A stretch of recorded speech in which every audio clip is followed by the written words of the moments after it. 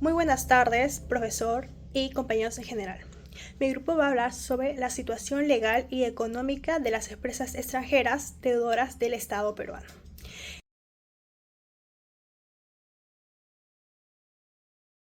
La problemática de las deudas tributarias de empresas extranjeras en Perú desde una perspectiva jurídica, explorando los conflictos y desafíos que plantea en el contexto del derecho internacional privado. En primer lugar, la descripción de materia controvertida, detallando la naturaleza de la controversia y la importancia de estas deudas para la economía peruana, dada su implicación en la equidad fiscal y la sostenibilidad de los ingresos tributarios en el país. A continuación, se va a desarrollar un análisis del caso propuesto, describiendo el contexto legal aplicable a las empresas extranjeras en el Perú y la legislación relevante en materia de derecho internacional privado. Además, se va a evaluar el impacto económico de estas deudas sobre el país, apoyándonos en casos relevantes que ilustran el alcance de la problemática. Luego, se va a presentar propuestas de solución orientadas a mejorar el cobro de las deudas tributarias pendientes, con una comparación de experiencia y prácticas efectivas implementadas en otros países para gestionar situaciones similares a las nuestras. Seguidamente se ofrecerá una fundamentación técnica revisando la jurisprudencia aplicable y las doctrinas del derecho internacional privado, que rigen en materia y sustentan las obligaciones de las empresas extranjeras en territorio peruano. Y por último, se va a exponer las conclusiones de todo el grupo, donde vamos a resaltar los puntos claves. Para comenzar, vamos a identificar cuál es el problema principal en esta controversia.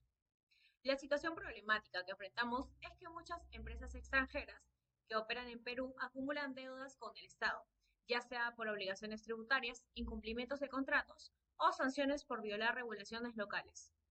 Sin embargo, el cobro de estas deudas no es fácil. Como muchas de estas empresas están radicadas fuera del Perú, o cuentan con protecciones internacionales a través de tratados de inversión, pueden evitar o postergar los pagos.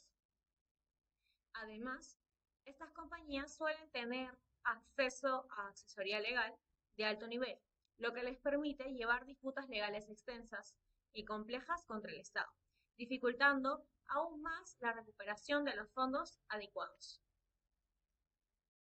Importancia de la situación de las empresas extranjeras deudoras en el contexto peruano.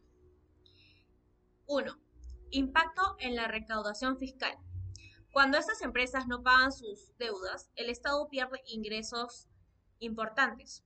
Estos ingresos perdidos afectan la capacidad del gobierno para financiar programas esenciales en áreas como salud, educación, desarrollo social e infraestructura.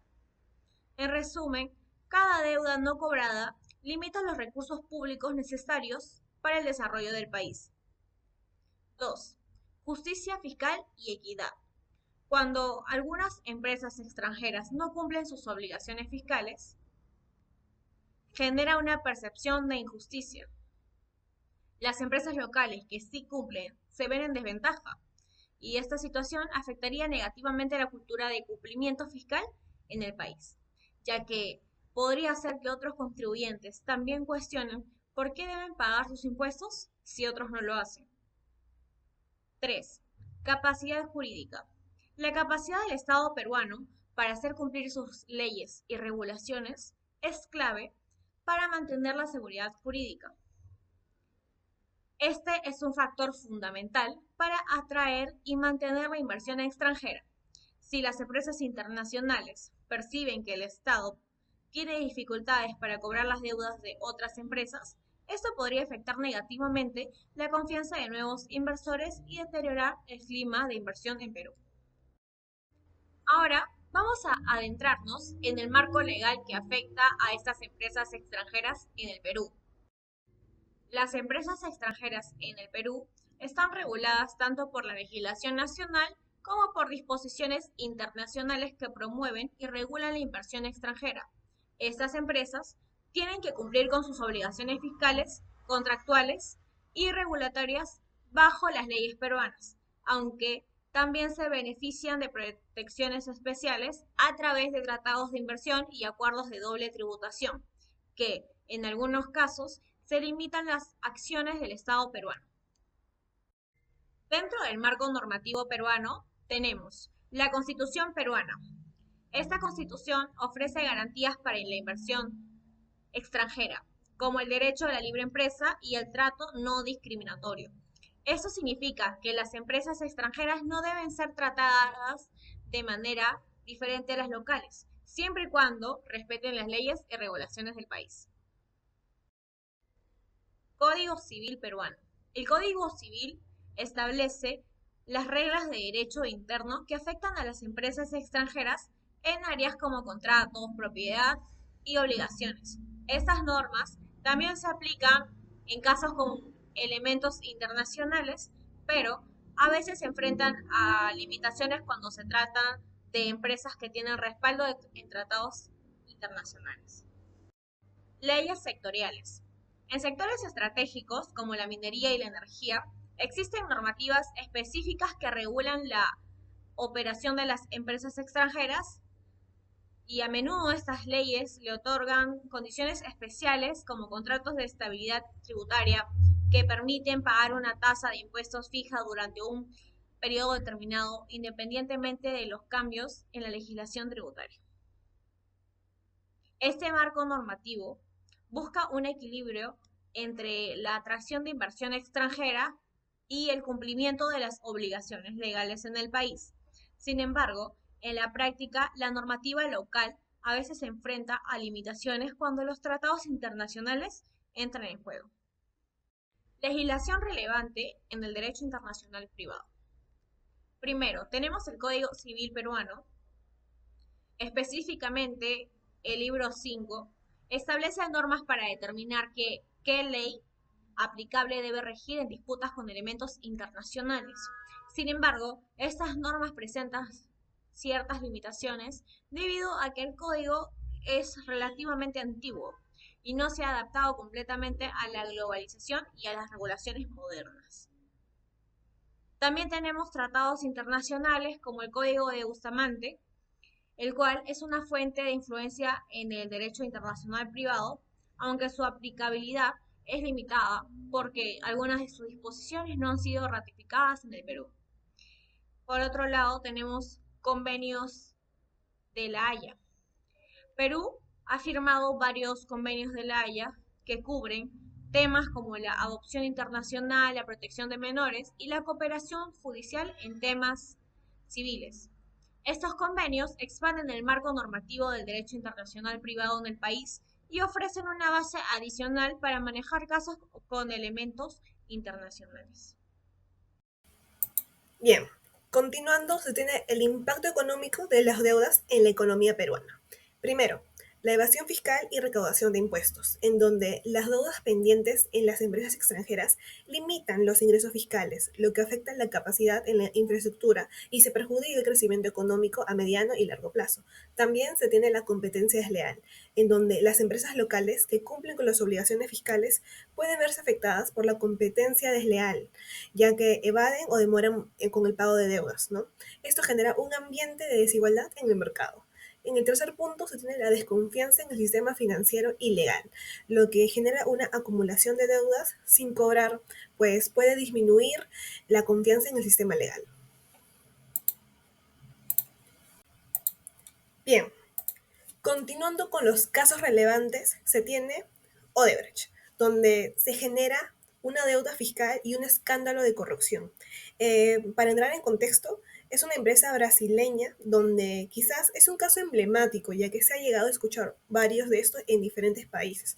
Sus operaciones, principalmente en el Perú, estuvieron involucradas en una serie de proyectos de infraestructura, de construcción de carreteras, la línea Metro 1, la línea de gasoducto El Sur Peruano, en donde lo principal es la deuda fiscal y multas, ¿no? Odebrecht acumuló deudas fiscales significativas, donde enfrenta multas por impuesto, multas porque se descubrieron diversas fraudes y se concentra en la participación en el pago de sobornos a funcionarios peruanos para obtener contratos.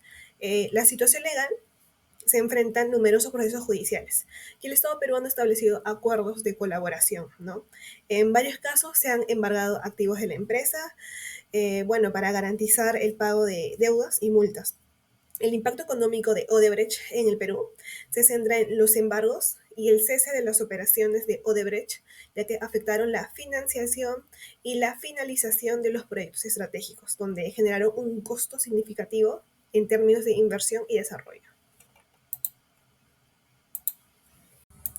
Otro caso es el de Telefónica, donde su contexto se centra es que es una de las principales empresas de telecomunicaciones en el Perú y ha tenido históricamente varias disputas, donde la controversia está en las deudas fiscales que acumuló. Además, todos los impuestos derivados, donde no pagaron y generaron controversias tributarias, ¿no? En ese sector. Luego, su situación legal la encontramos que ha incurrido en múltiples instancias administrativas, así como también judiciales, en donde se cuestionaba la validez de las deudas, argumentando que los montos no eran merecedores, ¿no? Luego también se tienen los arbitrajes.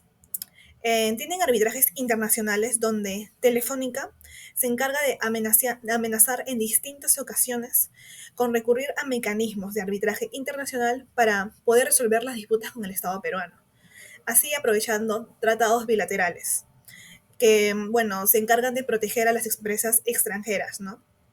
También se tiene la situación económica.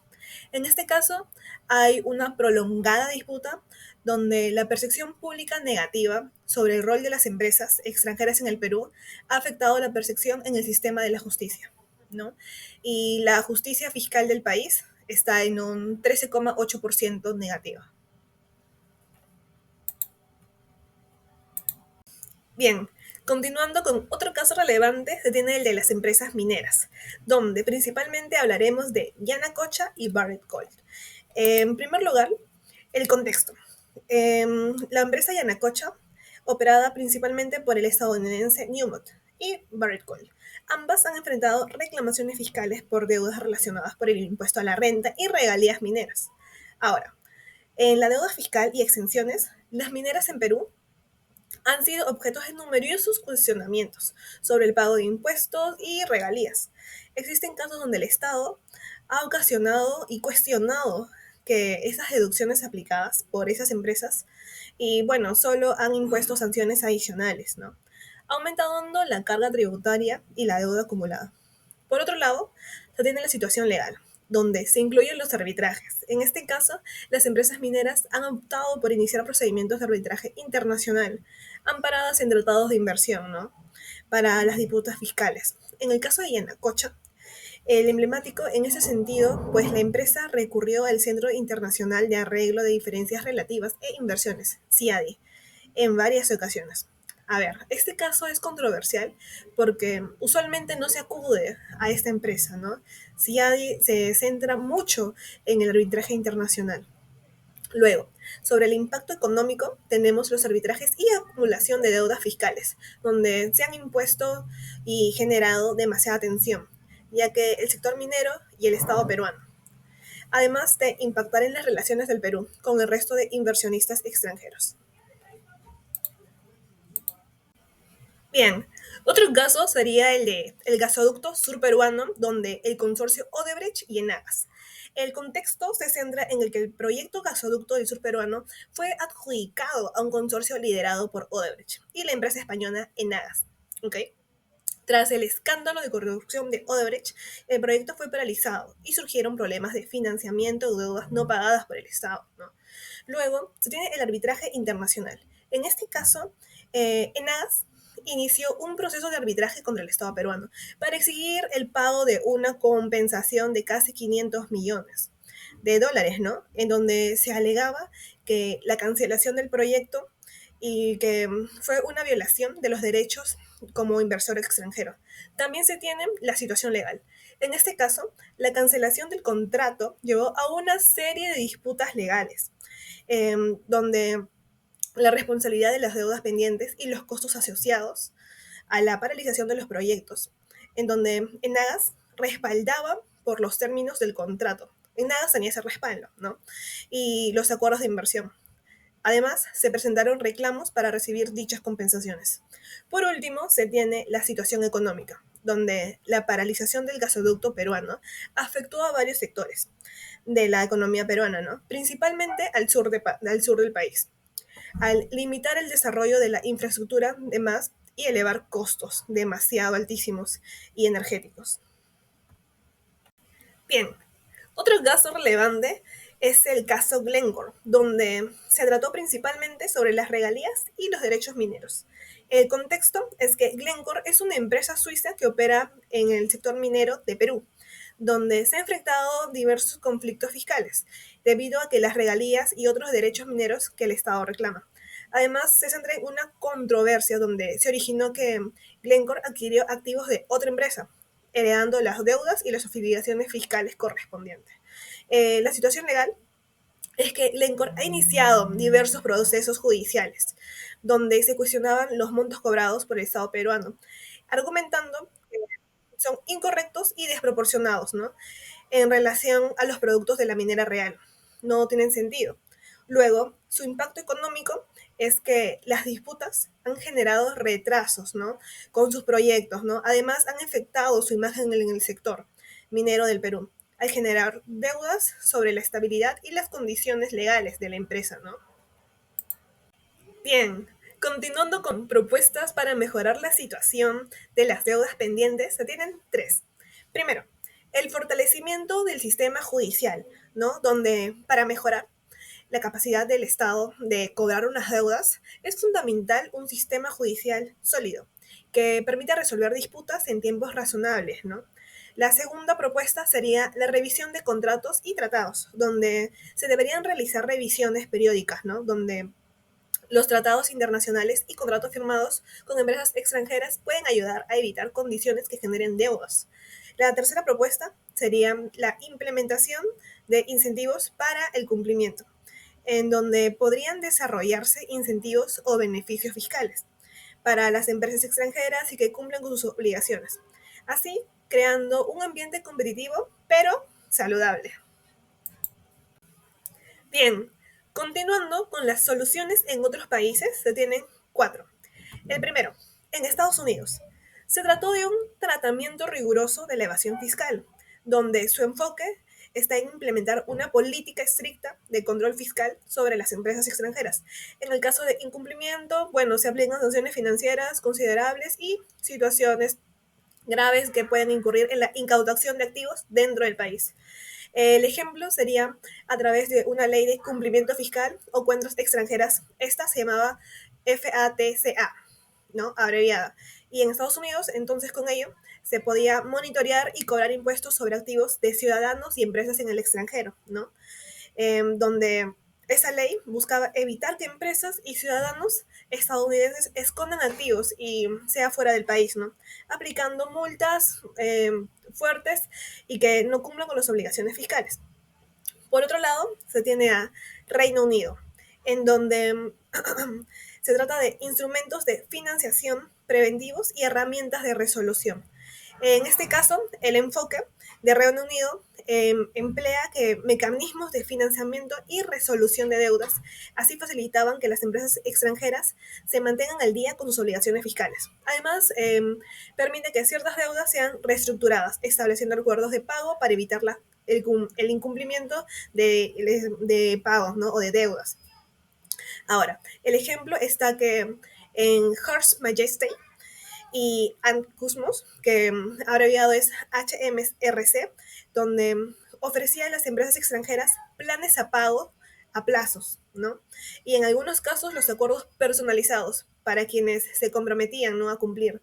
También tienen una lista de cumplimiento donde se publicaban los estatus de las empresas que cumplen y no cumplen con sus obligaciones. Así incentivaba un pago puntual y mensual. Por otro lado, se tiene el país de Australia, en donde se centró en la transparencia y divulgación pública de información fiscal, ¿no? El enfoque de Australia se basa en aplicar una política de divulgación pública sobre la situación fiscal de grandes empresas. Así se incluía a las extranjeras incentivando la transparencia, ¿no? Este enfoque nombra y avergüenza a las empresas de que evaden obligaciones fiscales y premia a quienes cumplan. El ejemplo se tiene mediante la ley de transparencia, la Australian Taxation Office, donde se abrevia ATO, donde se publicaba la información sobre los impuestos de las empresas de mayor tamaño y que se han pagado, creando una presión pública e incentiva del incumplimiento. A mi parecer, este es el país como un mayor ejemplo, ¿no? Donde lo cumplían a, al temor de que salgan, ¿no?, en los periódicos las empresas y todas las deudas que tenían. Pero esta es la solución que implementaron en ese país, ¿no? Bueno, por otro lado se tiene Brasil, donde se trataba de incentivos fiscales condicionados al cumplimiento. El enfoque de Brasil se encargaba de otorgar beneficios fiscales a empresas extranjeras que cumplan con sus obligaciones tributarias, mientras se imponía sanciones rigurosas o a quienes no incumplían, ¿no? Ese sistema está pensado para incentivar a la inversión sin comprometer el cumplimiento de la ley, ¿no? El ejemplo sería el régimen especial brasileño de tributación. Este régimen trataba que las empresas cumplan con los requisitos fiscales y así obtenían reducciones, ¿no?, en las tasas impositivas en el sector y, como infraestructura tecnológica. Las empresas deudoras no son elegibles, no elegían, ¿no? No se podían llegar a estos beneficios, ya que se excluían de este programa y de este incentivo. Por otro lado, se tiene el país de Alemania, donde la cooperación internacional en la fiscalización era su enfoque más grande. Alemania había establecido una amplia red de acuerdos fiscales y tratados, ¿no?, donde había una doble imposición que prevenía la evasión mediante mecanismos de cooperación internacional. Así permitían compartir la información y facilitar la recaudación. En Alemania, el ejemplo de esa solución sería que contaba con tratados de intercambio de información fiscal con varios países y lo que les facilitaba un monitoreo de las actividades de las empresas extranjeras en su territorio, ¿no? Esta cooperación es particularmente efectiva en el contexto europeo. Fundamentación técnica. Análisis de jurisprudencia. Análisis de la casación número 9469-2020, donde esta casación habla específicamente de Telefónica del Perú, donde solicitó la deducción de provisiones por cobranza dudosa, argumentando que cumplía con los requisitos legales. Sin embargo, la SUNAT y el Tribunal Fiscal cuestionaron estas provisiones por falta de documentación suficiente que evidencien las gestiones de cobro, llevando a una serie de apelaciones. Los antecedentes de este caso en concreto es donde la parte recurrente vendría a ser Telefónica Perú S.A. y el órgano que emitió esta sentencia es la quinta sala del Derecho Constitucional y Social Transitoria de la Corte Suprema de Justicia del Perú.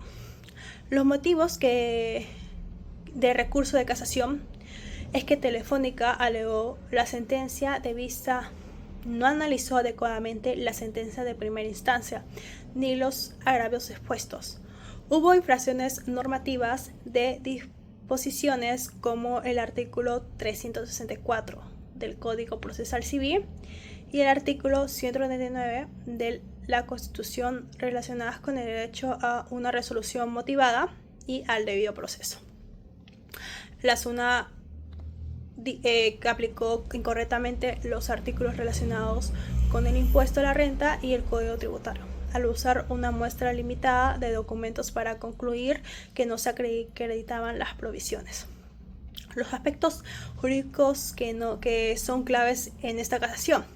Según la ley, para deducir provisiones es necesario demostrar dificultades financieras del deudor, morosidad del deudor mediante documentos que evidencien gestiones de cobro, el protesto de documentos, el inicio de procedimientos judiciales o que hayan pasado 12 meses sin pago después de vencida la deuda.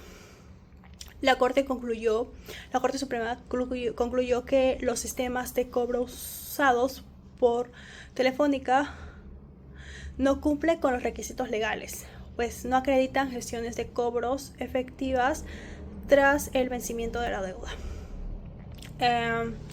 Análisis de la sentencia de esta casación vendría a ser que la motivación y debido proceso es que la Corte consideró que la Sala Superior delimitó correctamente el objeto de análisis y se pronunció sobre sobre el reparo de provisiones de cobranzas dudosa y cumpliendo con la debida motivación. Telefónica cuestionó que la SUNAT solo solicitó una pequeña muestra de documentos. La Corte Suprema ratificó que fue responsabilidad de Telefónica presentar evidencias suficientes y que el método de la SUNAT fue válido. Aplicando el artículo 37 de la Ley del Impuesto a la Renta, la Corte confirmó que los mecanismos usados por Telefónica para probar la morosidad de sus deudores no eran suficientes para establecer la provisión de cobranza dudosa. La norma exige documentos claros de gestiones de cobro y las pruebas de Telefónica no cumplieron con este estándar.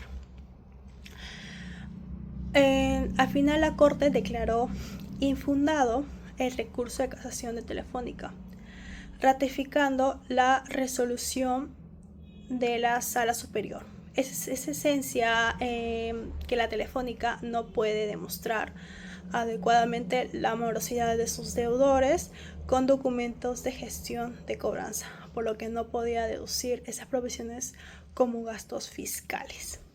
Eso quiere decir que al final Telefónica va a tener que pagar sus deudas tributarias a la SUNAT.